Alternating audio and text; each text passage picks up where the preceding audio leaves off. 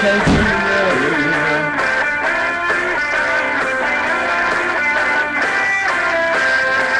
Ran up, can't see, can't do anything right, little honey, yeah. All since I set my eyes on you, I tell you the truth.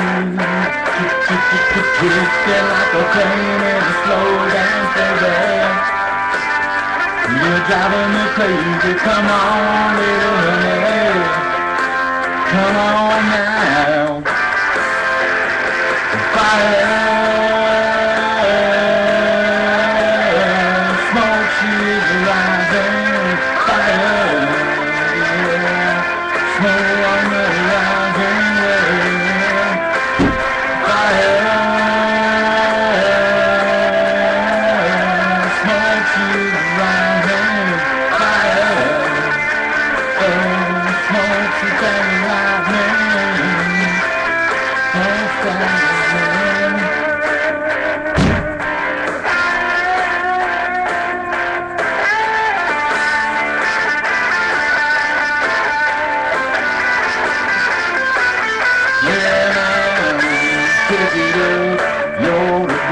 Got me swing, little honey, my heart's a ball of burning flame.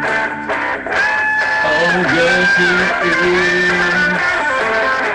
Twinkling like a cat on a hot tin shack.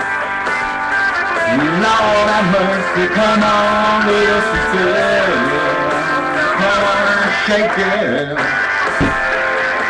Fire. Smoke is rising, fire.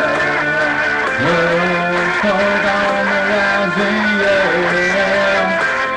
Fire. Smoke is rising, fire. Smoke's that lightning, baby.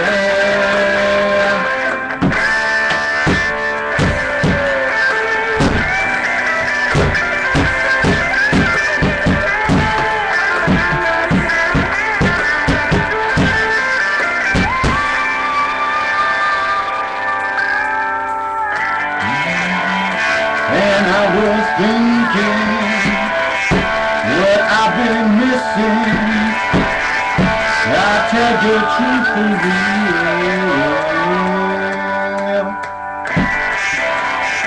she's coming close now. Yeah, I can feel her. She's getting close to me now, baby.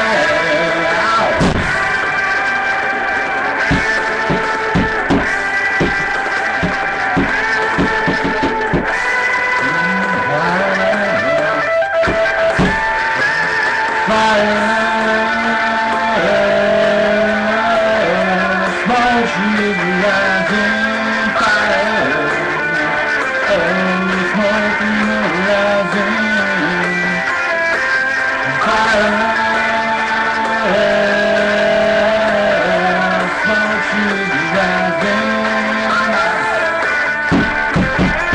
smoke that lightning,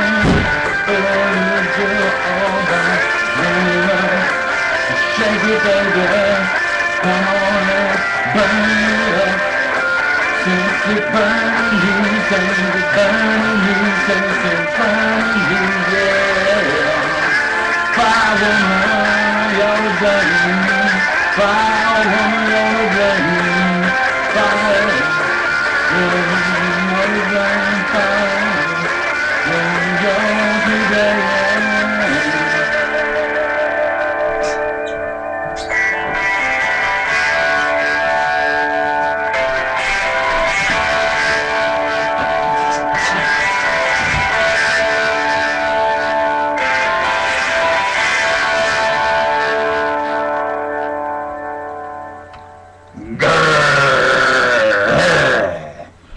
Welcome everyone to Football Mania, and it is Friday. We're not going to do a full show of Football Mania. We're just going to do a little update as we prepare for the fantasy football weekend. I'm Chris Leslie. You are tuned into the CALX network live.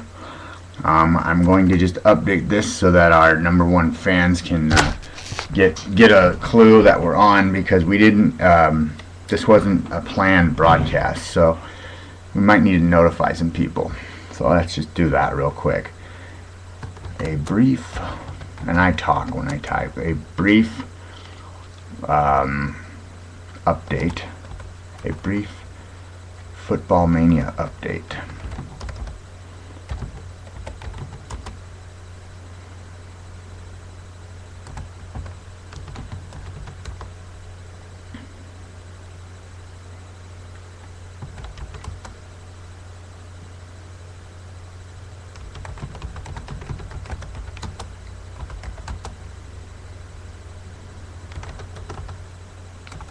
I almost said free trades.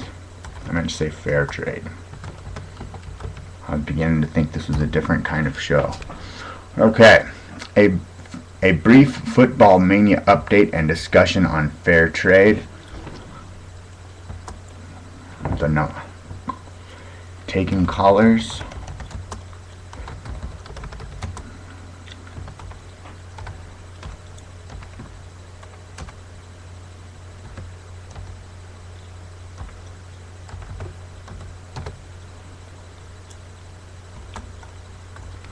If you care.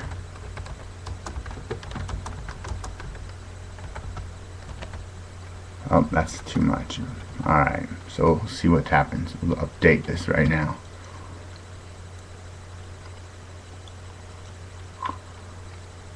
I need an eye patch, but I can't find one. I asked my mom and she didn't have one. Grr. Alright. So, that number again, 206-818-5528. Of course, to briefly get you up to speed on what's been happening around the league in Football Mania,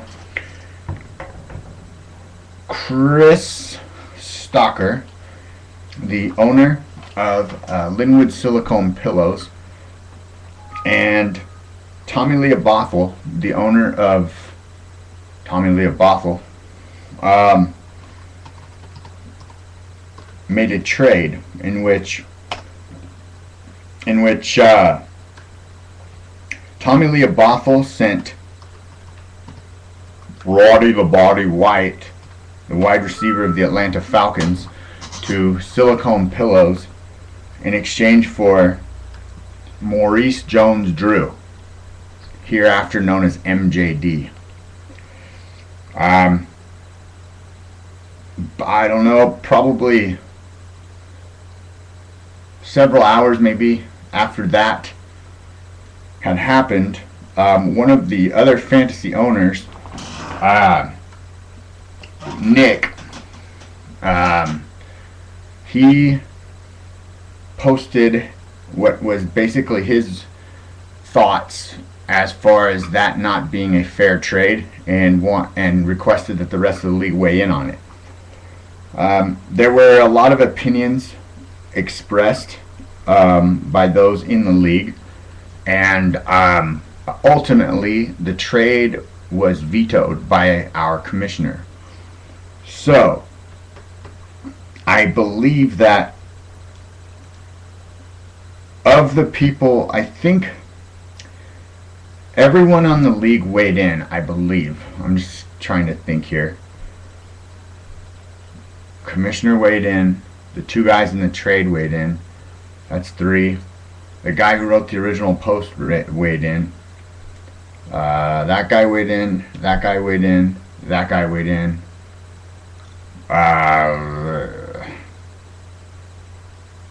I weighed in. Okay. On the message board, I believe everyone weighed in except for our 2-time defending champion, Brian, owner of the Dumpster Divers. Sorry, I have to try and make my voice deep out of respect, but even no matter how hard I try, it won't work. He has not weighed in publicly or privately, and neither has FU Guys I Quit.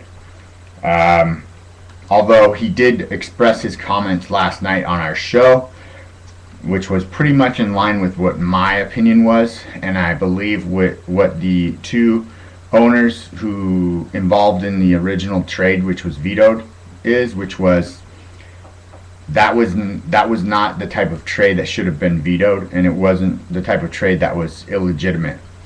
But that I believe expresses the minority view, and I believe the majority view, and ultimately the view that ended up counting was the majority view, in which that was not a fair trade, and it was ultimately vetoed. So anyhow, I'm not going to read every little single message that was posted. We went into all those later last night, but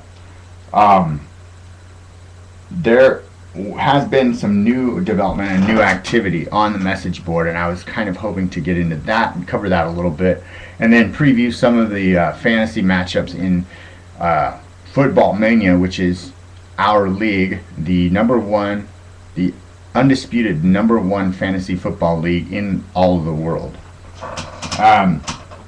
One of the things that I did just in response to Mr. Stalker, and I will go back a little bit on some of these posts just to address what we're talking about now. He expressed his opinion and his displeasure with the results of the trade veto. In response to that, I went ahead and offered him a trade, which was Dwayne Bowe for MJD to help him address his need for a wideout. And the trade is still up and open. Were he interested in wanting to accept it? But from what I can indicate from his response, that's probably not going to happen. But I'm still going to go ahead and leave the trade open, just in case he changes his mind. But this is the reply from Mr. Stalker, who is the owner of Linwood Silicone Pillows. Essentially, it says, Chris, I would be all for trading Bowe if the trade came after.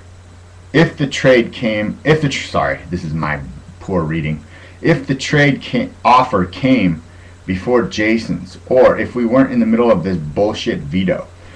At this point, it is a matter of principle to me. Jason had a need on his team, and I had one on my team that we were looking to address. If the move hadn't been vetoed, it would already be filled, and this would be a moot point. My goal was to win a couple of games on the way out of this season. If I could have played the role of spoiler for at least one team, I could have felt like this year of bad luck and bad moves on my part could have been a success. Instead, I have to deal with a pile of people scared of losing to Jason's team in the playoffs, or not making the playoffs because of my team. Good luck to all the scared middle of the road teams. P.S. You should address this on your show, since nobody wants to answer me here. I will be watching. Okay. So, in essence, this is why we're on the air tonight, because I would like to address this issue, even though we did last night, but I don't think he caught it.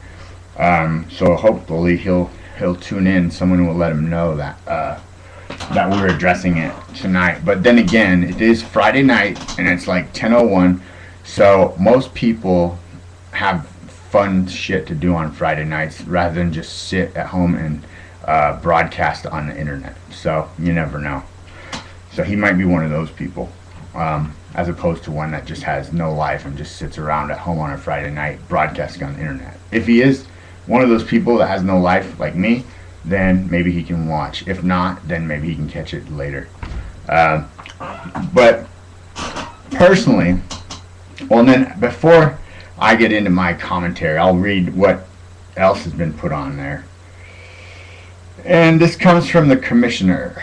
It says, unfortunately, it seems like some people... Oh, wait, I skipped. My apologies. That's the original author of the post. So let me get back here to the commissioner. I feel that both sides have reasonable arguments, and I appreciate all the input from everyone. If the trade wasn't vetoed, other managers in the league may show frustration and feel that all trades are acceptable, which could get way out of hand and become a problem. I do not think anyone in the league is trying to cheat. Everyone wants to win, and all the active communication is great. This shows how competitive. Gosh, I have a reading disability. I'm sorry. This shows how competitive the league really is and makes for a hell of a season. Hopefully everyone can understand the whole situation and move on to this weekend's matchups. Next season we will all get together on draft day and discuss anything and everything that involves our fantasy football league. Trade deadlines, trades in general, money, prizes, and any other ideas managers have. Thank you all for cooperation and good luck for the rest of the season. Please get your entry fees paid ASAP. Thank you, Commish. Alright, so a very, I would say, politically neutral and diplomatic statement by the commissioner. Essentially, I think saying that there are both two sides to each argument and both have legitimate points, and this is the way that it was decided. Now we move on. We'll address anything and everything next year. Blah, blah, blah, blah. Pay your money. Okay, so then there's one more comment, which is by the original author of the post, which is Nick Barnhart. Unfortunately, it seems like some people took this just a little personal. The points I made in my post earlier all still stand, and I can't make a better argument. And all I would be doing is reiterating the same statement. Scared of Jason's team? ? Mature. The better the competition, the more fun it is.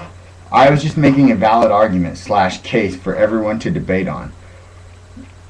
Make whatever trade you guys want, Bo, White, or whoever for MGD. If the commission is cool with it, then that's where it ends. Okay, so that, and then I had a little smart-ass one-line comment that I wrote, but that's not really important. I want to address first Mr. Stalker's points. I can understand where you're coming from as far as the I can sense that he's pissed off that his trade got vetoed, and I can also sense that why I can understand why he wouldn't accept the Dwayne Bowe trade, because he had a trade that he and another owner freely negotiated involving their two teams, and that was the trade they both agreed upon and wanted to make. And unfortunately, he feels, and this is just me interpreting it, he feels that there are some teams that are a bit scared of the ramifications of what would happen over an already strong team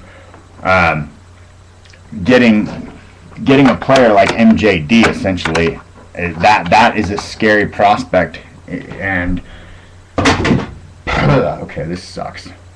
He basically feels like the people who objected to his trade did so because they are scared of Jason's team, Tommy Leobothel's team, who's already a tough team and basically right at the top of the league, and they did that because they're scared.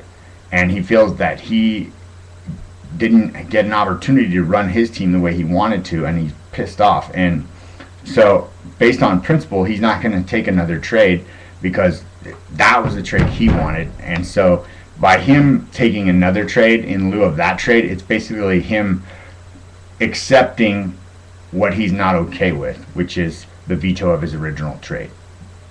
If I'm interpreting that correctly, that's what I would guess.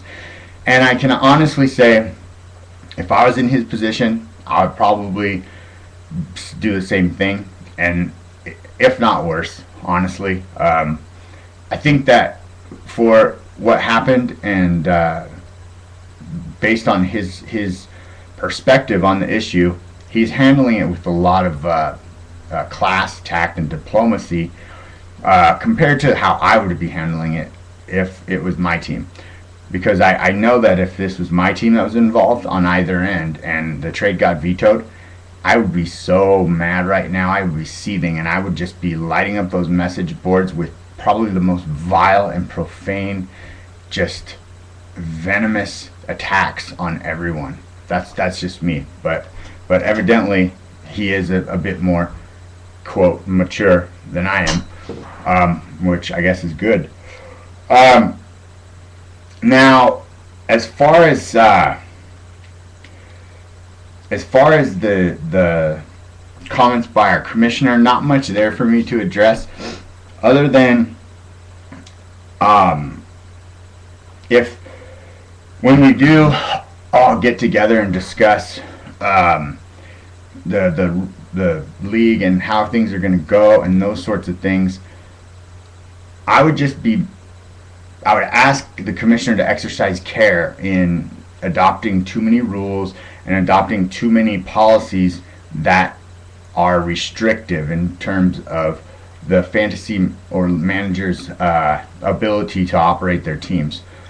And the other thing I would ask is that we establish some sort of general guidelines as to how particular situations should be governed.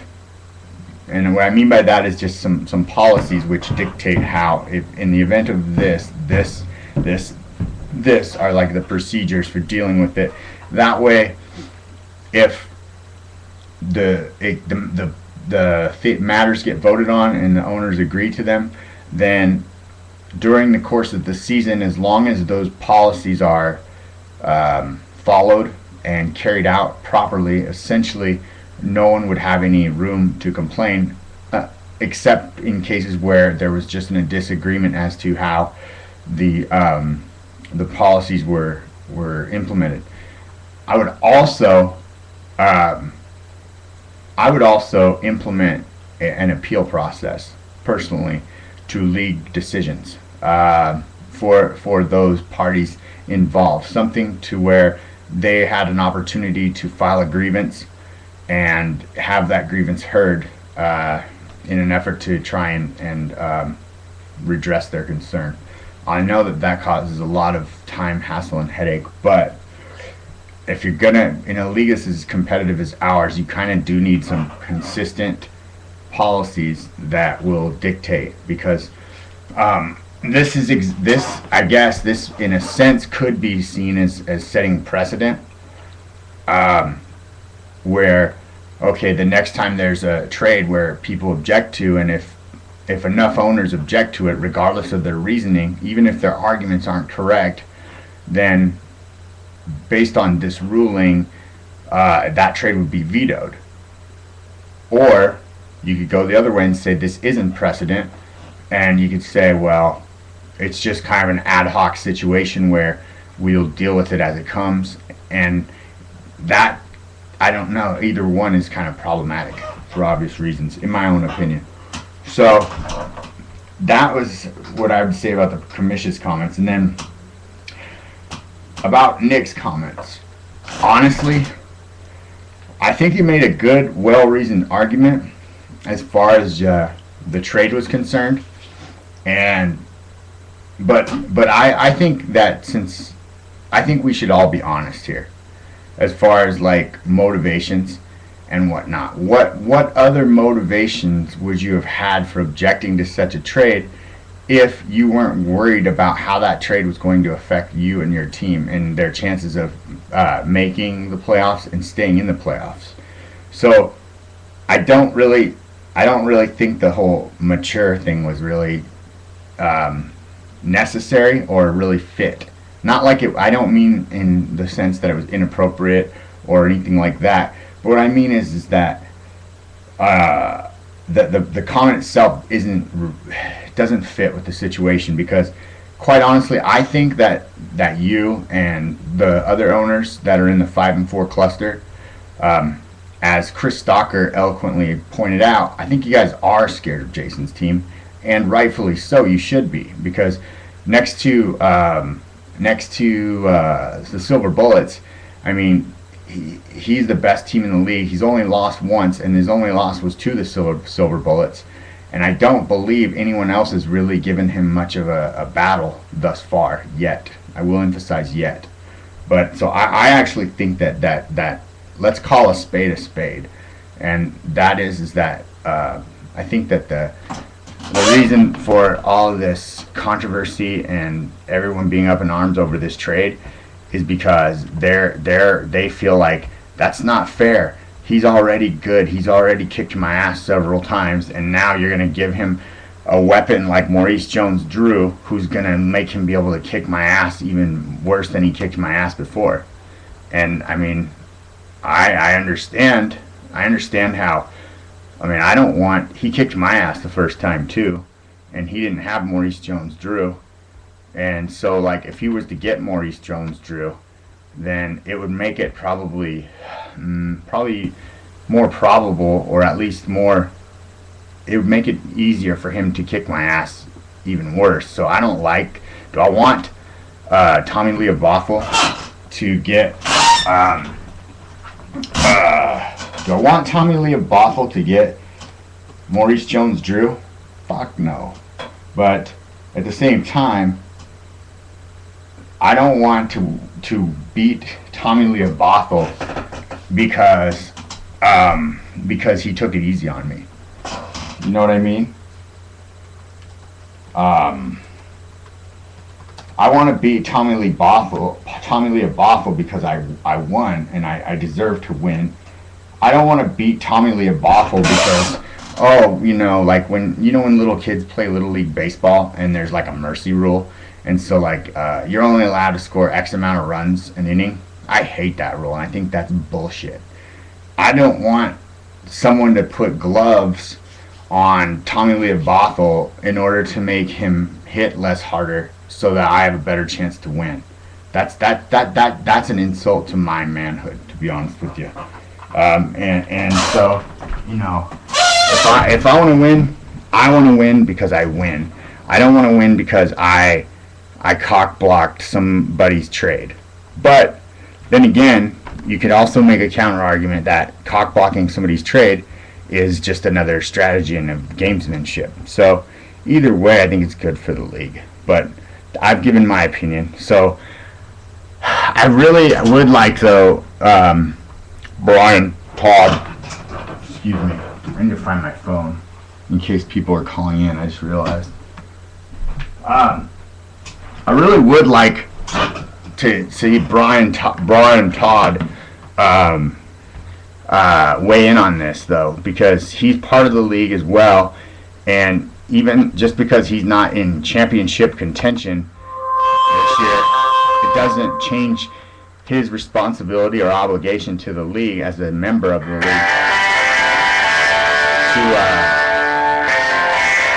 okay, I was just checking something.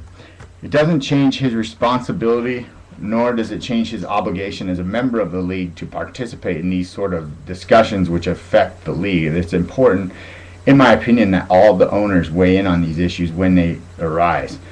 And I have a feeling that if it were a situation where he was in a playoff hunt and he was trying to, if he had a chance to defend his title, his 2 titles, and it was going for number 3, I have a feeling he would definitely weigh in on the subject. And so I'm a little bit disappointed in Brian for not, actively making his voice heard on the matter.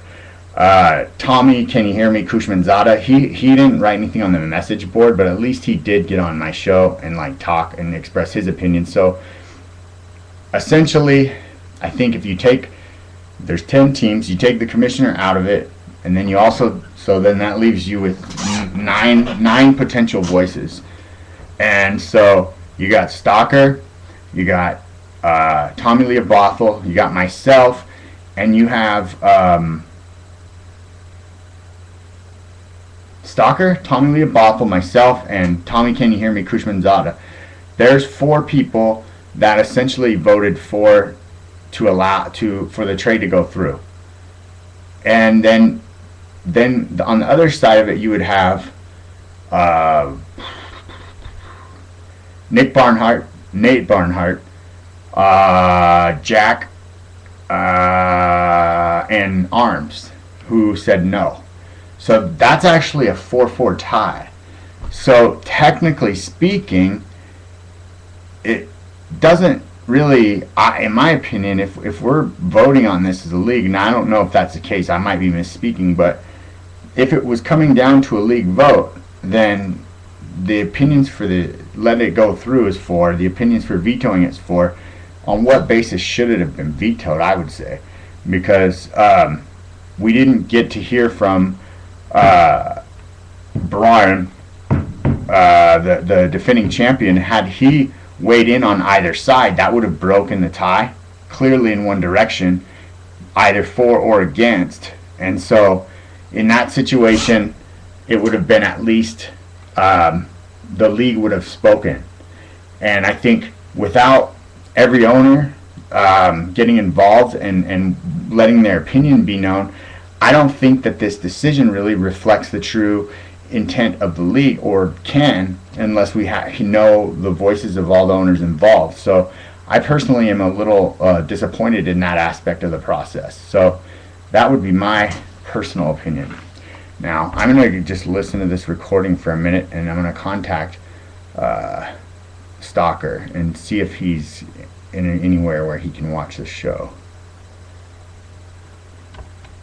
And actually, I might put that up on our message board too.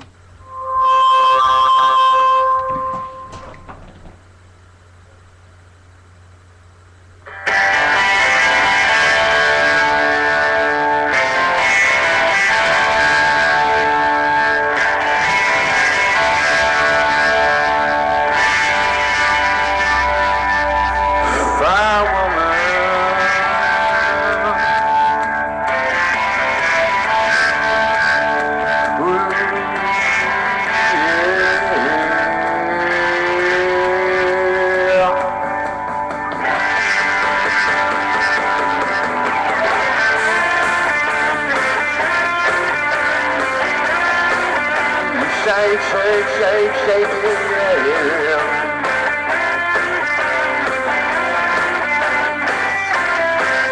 Man, you can't sleep, can't do anything right, little honey. Since I set my eyes on you, I tell you the truth. Twisting like a flame in a slow dance, baby. You're driving me crazy, come on, little honey, come on now. Fire, smoke is rising, fire, yeah, snow on the horizon, well, fire, smoke is rising, fire, oh, smoke's like lightning, smoke's like lightning.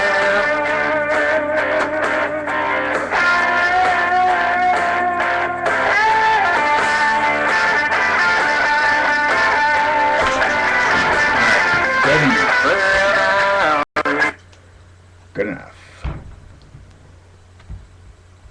Alright, so I went out and sent an invite to Mr. Stalker, and just in case he wants to weigh in on this subject,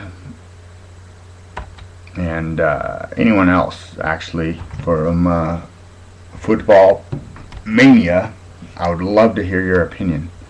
And also, I would actually, I mean, guys who are advocating for the veto, why don't you advocate for your argument? I mean, because these guys haven't really, I don't know, stand by your opinion, in my opinion. Picture saved. Okay, good. So I'm just looking at my settings here, because I had a bugaboo on this computer, and I think I finally fixed it, if I'm not mistaken. I'm going to go ahead and try and activate the social stream. Uh-oh, that was the wrong button.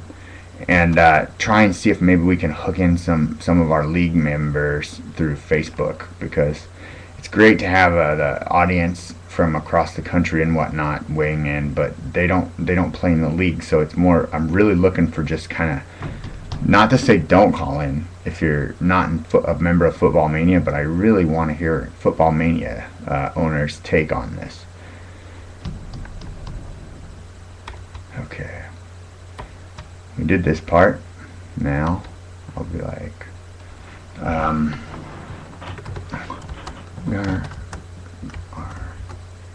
discussing the recent trade veto, and I would love to hear your opinion, especially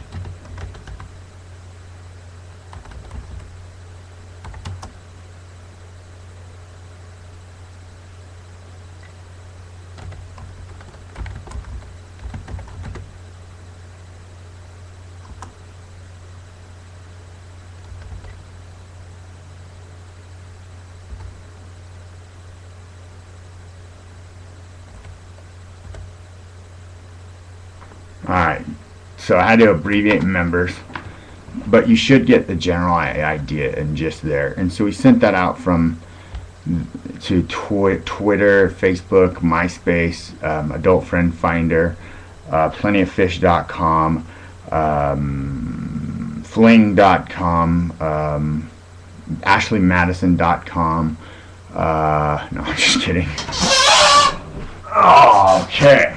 And then I'm enjoying doing this show, but I'm kind of not enjoying it because I was watching something really interesting prior to start of the show, and that was the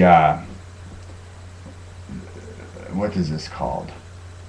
A Football Life, the story of Al Davis, and I really wanted to watch all of that. Hopefully it'll be on again. I'm sure it will. I'm checking. I don't see it on, but I'm sure it'll be on again. But I really liked Al Davis, and I thought he was a pretty interesting character, and I actually admired his philosophy and how he ran his organization. As a matter of fact, there was a point in time when I was working for the radio station that I actually wrote him and his organization. Well, I mean, I don't know if the letter probably never reached him, but it was intended to reach him. But I wrote a letter to the Raiders, essentially explaining that I felt that that I respected the way Al Davis's approach and his philosophy. Okay, sounds good. Sounds good. Hold on. Sounds good. Thanks. Alright, well, Mr. Stalker, as we suspected, he's one of those people that actually has a life and has plans on a Friday night. So he won't be home for another hour, but he did say he would watch when he got home. So, appreciate that. And I also appreciate the timely response. That was very, very thoughtful and considerate. But anyways, as I was saying, I wrote him a letter saying that I admired his philosophy, admired the way he ran his organization, and I also thought that the Raiders could become probably one of the most successful teams in football with a few adjustments. And I offered to work for them in any capacity that I could, as far as an executive capacity. Didn't hear anything back, but I figured, fuck it, it was worth a shot. Okay. Anyway, so now we're going to check and get into our league and kind of check out and see what's going on right now. My matchup is Tommy Leobothel versus Vince Neil after a hot shot of Royds Gurr. I'm in deep trouble in this match right now because I had two players last night. I had Mike Tolbert for the San Diego Chargers, the running back, and also Nick Novak, the kicker. And they combined to produce just 10 points. And that's going against the Tommy Leobothel, who is at this point projected to score 120 points. So, well, that means that I need to score roughly 110 points with 7 players if I want to keep pace with the Tommy Leobothel. And if you were to do the math, which I might attempt to do, depending on how long it takes me to access my calculator. Ooh. Let's do it on this. There's a calculator function on this one. Hold on. Calculator. There we go. Okay, so 120 divided by, no, 110 divided by 7. And that's just a tie.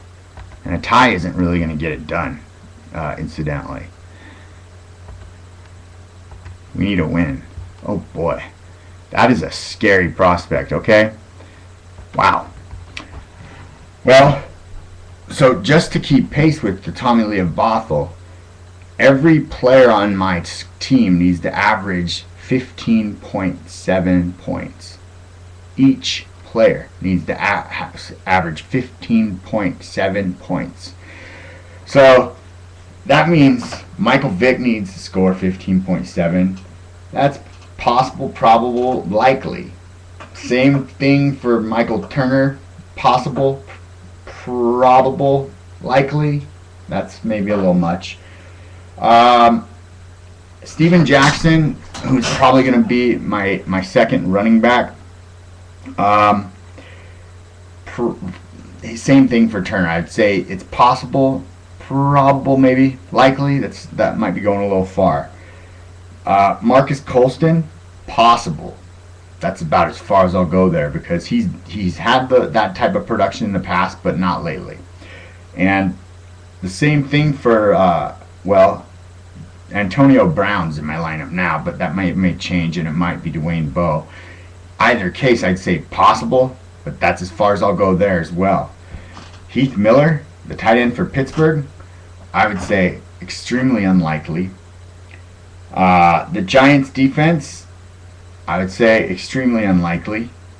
And so that means you got two players or two spots, which is my tight end spot and the defense spot, that is extremely unlikely to get 15.7 points. And then you have one spot where it's pretty likely, and then you have three spots where it's possible, probable, maybe. So that means that I'm gonna go into my team and see what the projections are. I know the projections are just projections, but until anything happens, it's kind of all we have to go on. Okay. My team. Okay. Projections. Okay. So if we go by that, Michael Vick is projected to score 26 points. So let's say that's roughly 10 points more than what we need from him. Turner Turner is projected to score exactly what we need from him. Tolbert fell considerably short, so if Vic scores what he's projected to, you could apply those missing points to what Tolbert didn't get, and thus far you got 1, 2, 3, good deal. Okay, now who's going to be in our... Oh, yeah. I'm going to go through the rest of these players, then I'll check on Jackson and see what he's projected to do, since he's not listed on my roster yet. Colston is projected to be about 2 points short.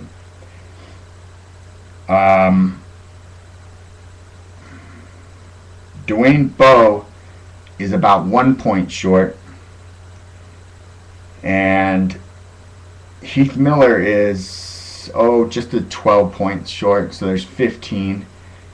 The Giants are 8 points short, so there's 22. So essentially right now, if I'm going to have any chance of winning this game, the players that I have need to exceed what they're projected to do by 22 points somehow, some way. So that means essentially Well, obviously, Michael Vick needs to have a huge game.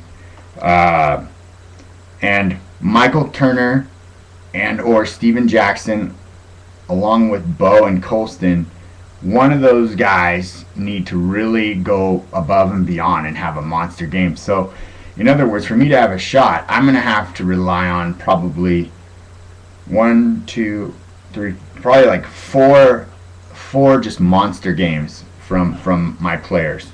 And well, based on what I've seen thus far this year, I won't necessarily be holding my breath. Our next matchup, which features one of the 5 and 4 squads, like Kobayashi against the Silver Bullets. That one is scoreless at this point in time. That shows as far as projections are concerned an advantage to the Silver Bullets of 130 to 104. Now, man, that is the kind of thing I just absolutely hate if I'm going into a matchup and I see that my opponent is projected to score 130, because even if the projections are incorrect, 130 points is a lot, and so even if he falls short, there's still a pretty damn good chance he's going to be in that ballpark of being ahead of the 104 that you're projected to get in a best case scenario. So let us briefly go over these matchups. And for starters, quarterback. Drew Brees is at Atlanta against Cam Newton.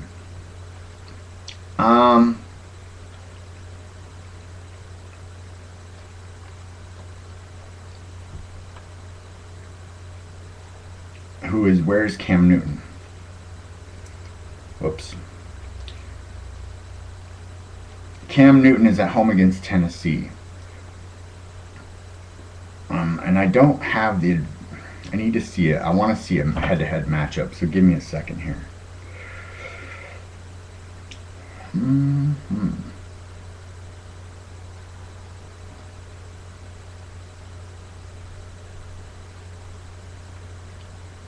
Maybe schedule will help us here.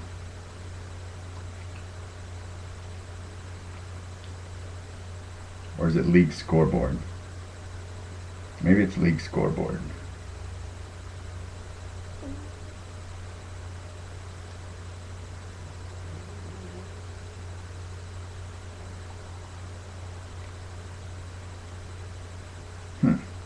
There we go, scoreboard. Okay, there. footballmania scoreboard. Okay. So, let's look at the full box score. Will this show us? This isn't giving us what I want. This is aggravating. Where are the game lines? Oh, okay. I think I know. Sometimes these functions on the site are a little cumbersome, or at least they are to me. Game lines. Here we go. Maybe it's just because I'm an idiot. Okay. Preview. Let's preview Kobayashi and the Silver Bullets. There we go. That's what I was looking for. Perfect. Okay. So you have the Drew Brees checked with the advantage there. And that's old Poop Face, who's playing at Atlanta. He's projected to score 23 points, and Cam Newton, at home against Tennessee, is projected to score 21. So that's fairly even. Although everyone is expecting a big game from Drew Brees, I'm not necessarily convinced. I'm not sure. I have not analyzed the Saints all that much. I haven't watched them play too much this year. But what I've seen from them lately has been very unimpressive. And I've been unimpressed with Drew Brees' abilities lately. He's been playing like that mark on his face, in my personal opinion, like a piece of poop. So I would almost expect Cam Newton to outproduce Drew Brees this week. LaShawn McCoy, Philadelphia running back against the Arizona Cardinals, versus Arian Foster at Tampa Bay. Arian Foster is projected to get 20 points, and LaShawn McCoy is projected to get 18. Again, fairly equal matchup here, and I honestly cannot say that I disagree with the projections because Arizona is terrible. And so as far as LaShawn McCoy, he's been playing very well, and I think that Philadelphia will definitely be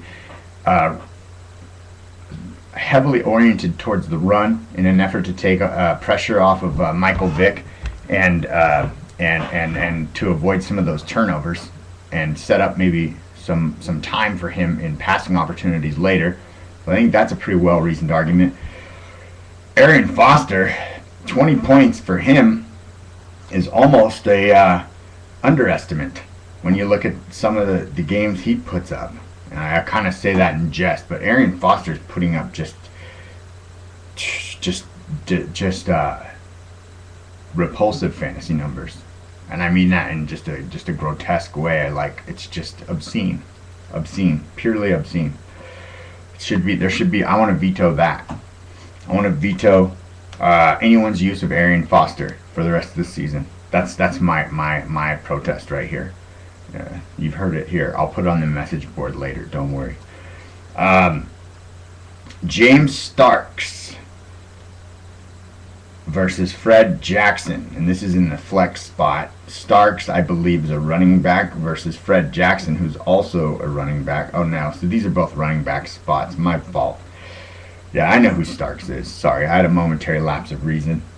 Of course, Fred Jackson with a heavy advantage here, 19 points. Starks, 8 points. I think that's optimistic. Let's see what Starks has done.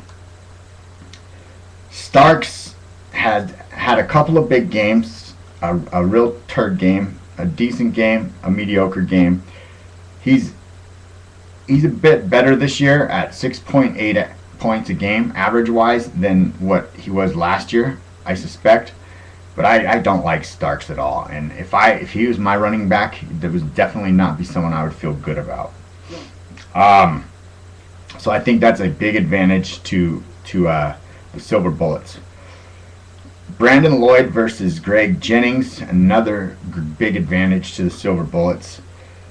Brandon Lloyd's projected to get 12 points, perhaps. I mean, they're going against Cleveland. And Greg Jennings is projected to get 16. I think that's pretty likely.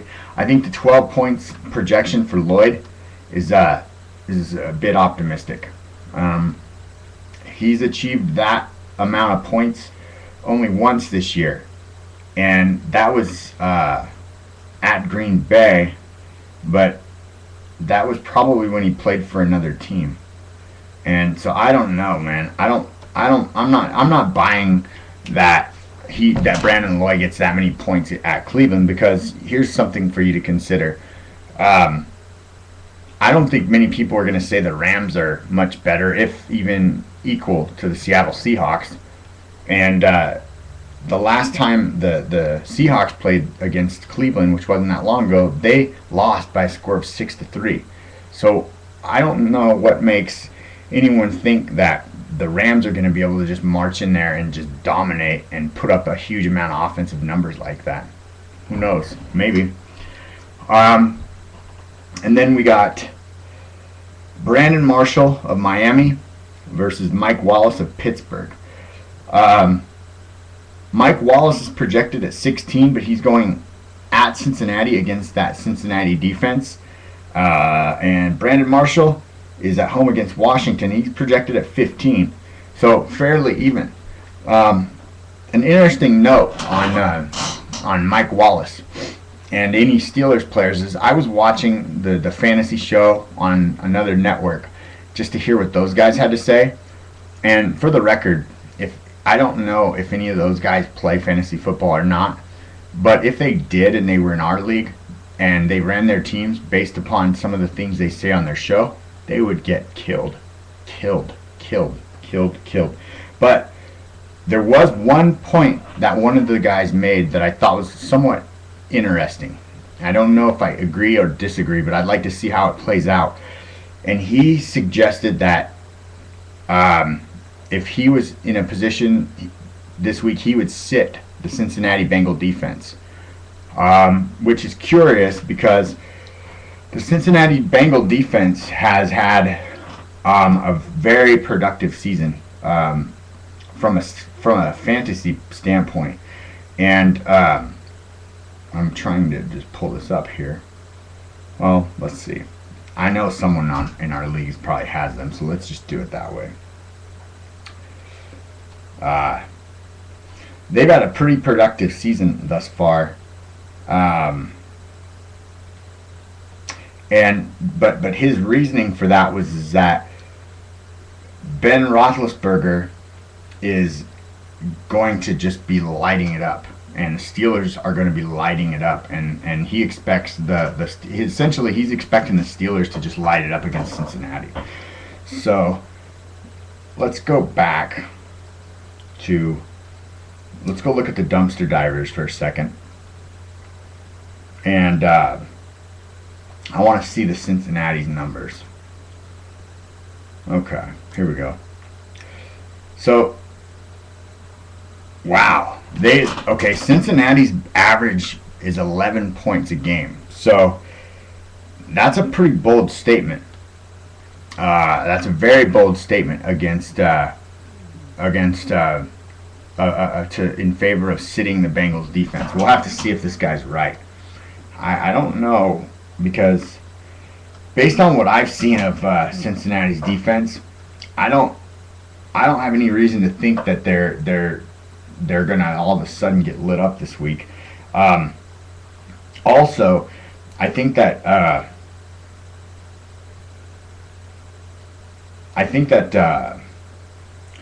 the game's at Cincinnati, and it's a divisional game, so I'm not so sure I agree with this guy. Let's see. Overview. I'm going to look on my roster just to see where Cincy's ranks categorically against some of these positions, because I have, for now, a couple players going against Cincinnati.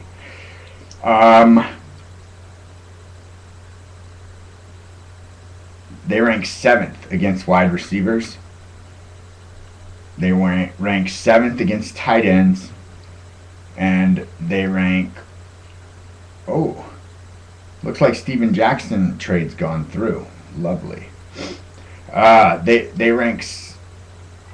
Where's Ben Roethlisberger's gone now, so I actually have to go to somebody else's roster to keep an eye on him.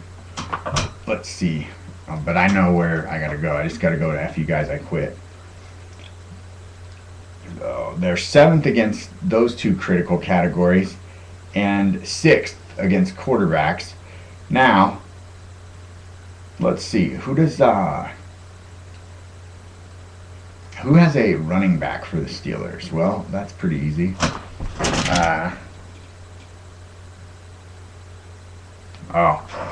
This is from our fantasy football guru, and it says, "Nice wife beater. Show me your tits." Well, there you have it. We accommodate all requests on this show. I'm going to take a look at our commissioner's, the Silver Bullets' roster for a second, because I think he has a running back for Cincinnati. Or, I'm sorry, for Pittsburgh. Yeah, he does. 7th. Okay, so that pretty much tells me what I need to know. As far as statistically speaking, as far as the Cincinnati's defense is concerned, I wouldn't really be eager to sit their defense this week, but we'll see what Mr. TV Big Shot, if he was right or not. I personally think he might be full of shit, but let's see here. Back to where we were in previewing the matchup between Wannabe Biker and Rubber Bands. Schedule. Game lines.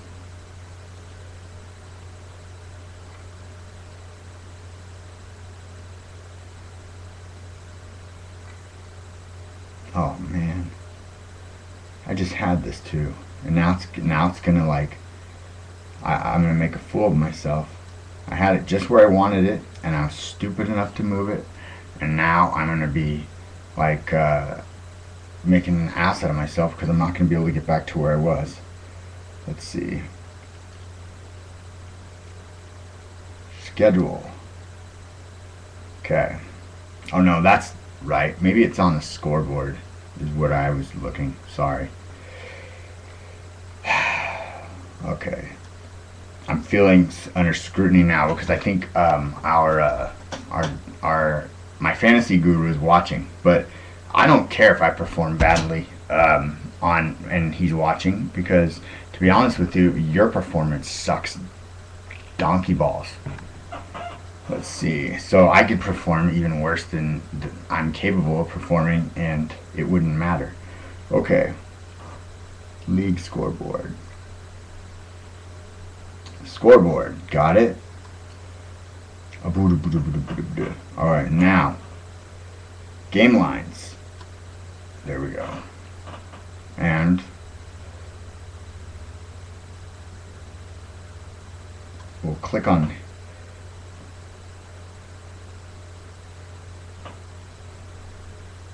oh man.